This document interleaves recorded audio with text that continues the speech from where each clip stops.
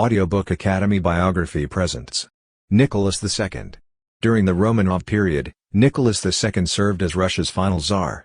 His resignation and execution were the result of his botched handling of Bloody Sunday and Russia's engagement in World War I. Who was Nicholas II, and why was he so important? When Alexander III died in 1894, his son, Nicholas II, took over the throne. It wasn't until the end that he was obliged to establish an elected legislature. As a result of public outrage at Nicholas II's handling of events surrounding Bloody Sunday and World War I, he was forced to abdicate.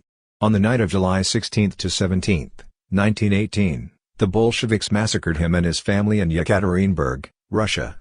Early years. In Pushkin, Russia, on May 6, 1868, Nicholas II was born Nikolai Alexandrovich Romanov. He was the first child born to his parents. Alexander Alexandrovich, Nicholas II's paternal grandfather, was the heir apparent to the Russian throne. Maria Fyodorovna, the mother of Nicholas II, was born in Denmark. Nicholas II was raised in a loving household by Maria Fyodorovna. Nicholas II owes a lot to Alexander the Great, who shaped his orthodox religious views and commitment to authoritarian rule. In addition to a high-ranking government official named Konstantin Pobednosev, Nicholas II had a slew of private teachers who helped him along the way. It's strange that future Emperor Nicholas II did so well in history and languages, but he struggled to grasp the nuances of politics and the economy. Furthermore, his father neglected to teach him much about the intricacies of statecraft. His grandfather, Alexander II, was slain by a revolutionary bomber in 1881, when Nicholas II was just 13 years old. Nicholas II took the throne as Alexander III in that year, and Alexander Alexandrovich was named Alexander III in honor of him. At the age of 19, Nicholas II enlisted in the Russian army. He served in the military for 3 years before embarking on a 10-month world tour. Nicholas II, a lifelong admirer of the military, attained to the rank of colonel. Even though he was Russia's crown prince, he only attended the State Council and the Committee of Ministers sessions when he was in the military. Marriage and the Coronation. On October 20, 1894, his father, Nicholas II, died of kidney illness at the age of 49. In the wake of his father's death, Nicholas II was ill-prepared to assume the responsibilities of the throne in his father's absence. In fact, he admitted to a friend, "I am not prepared to be a czar. I never wanted to become one. I know nothing of the business of ruling." Nicholas II married Princess Alex of Hesse-Darmstadt, often referred to as Alexandra, less than a month after Alexander III's death. Despite the chaos, it was imperative that Nicholas II marry and have children quickly after ascending the throne in order to ensure that his son would one day succeed him in his position. Empress Alexandra, while being a well-known public figure, was a homebody who preferred to spend much of her time in Tsarskoye Selo. The genealogy. Olga was the couple's first child, born in 1895. Next year, Nicholas II was crowned Tsar of Russia and took the throne from his father, Alexander III. Thousands of people died in a stampede during a coronation celebration near Moscow because of the crowds.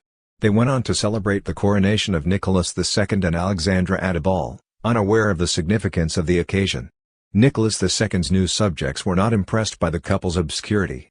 Tatiana was the couple's second child, born in 1897. Maria and Anastasia were born in 1899 and 1901, respectively, the third and fourth children of Maria, respectively. Alexei was born in 1904 to Alexandra, the long-awaited male heir. When Alexei was diagnosed with hemophilia, his parents' pleasure quickly turned to worry. Nicholas II and Alexandra were desperate to discover an effective therapy for Alexei, so they allowed Rasputin to hypnotize the boy.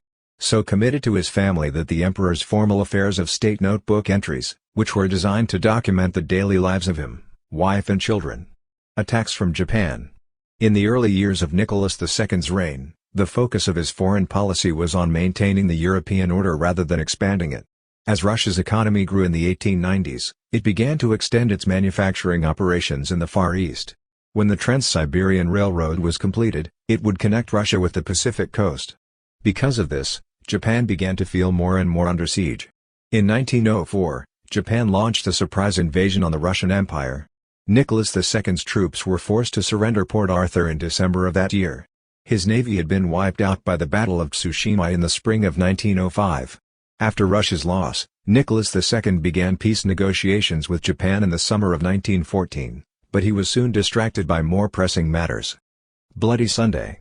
It was Father George Gapon's nonviolent rally in St. Petersburg on January 5, 1905, that drew thousands of people. In response to the protests, Nicholas II was asked to improve working conditions and set up a popular assembly. More than 1,000 people were killed when police opened fire on protesters on what became known as Bloody Sunday. Workers across Russia went on strike as a result of their displeasure. There were thousands of mutinies and counter-mutinies by peasant groups throughout Russia, which only served to ratchet up the tensions. In spite of his belief that he was God's chosen king, Nicholas II eventually agreed to establish a democratic legislature known as the Duma. However, Nicholas II refused to accept any government reforms, including those proposed by Peter Stolypin, the newly elected interior minister. First World War. Russia's armies performed poorly at the start of World War I. After this reaction, Nicholas II named himself commander-in-chief in order to assume control of the military directly from Grand Duke Nicholas, over the advice of his ministers. Nicholas II was absent from Tsarskoye Selo for much of late 1915 through August 1917 in St. Petersburg. The empress became increasingly isolated and reliant on Rasputin during his absence, and Rasputin greatly affected her domestic political views. As a result, a flurry of Nicholas II's ministers resigned, and they were quickly replaced by those picked by Alexandra under the influence of Rasputin, who remained in power until his assassination by nobles in 1916. Death. During World War I, Russia suffered significant setbacks, and the country was plunged into abject poverty and skyrocketing inflation. The Russian people held Nicholas II and Empress Alexandra responsible for their ill-advised roles in administration in the eyes of the Russian people. Suspicion grew that Alexandra may have been behind Russia's defeat in World War II because she was originally from Germany. By February 1917, the people of St. Petersburg were in such a state of agitation that riots broke out. At the time, Nicholas was still based in Mogilev. The Duma, the elected legislature, which had turned on him, blocked him from boarding the train when he tried to return to Petrograd. Because of the Duma's decision to form its own interim committee of progressive bloc members and the mutinous soldiers ordered to quell rioting in St. Petersburg, Nicholas II had no choice but to abdicate as head of the state.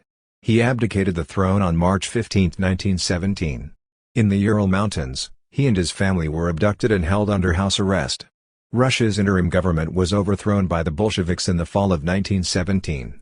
After a long period of social unrest, Russia broke out into open warfare in the spring of 1918. Vladimir Lenin and his Bolsheviks assassinated Nicholas II and his family in Yekaterinburg, Russia, on July 16 to 17, 1918, ending more than 3 centuries of the Romanov dynasty.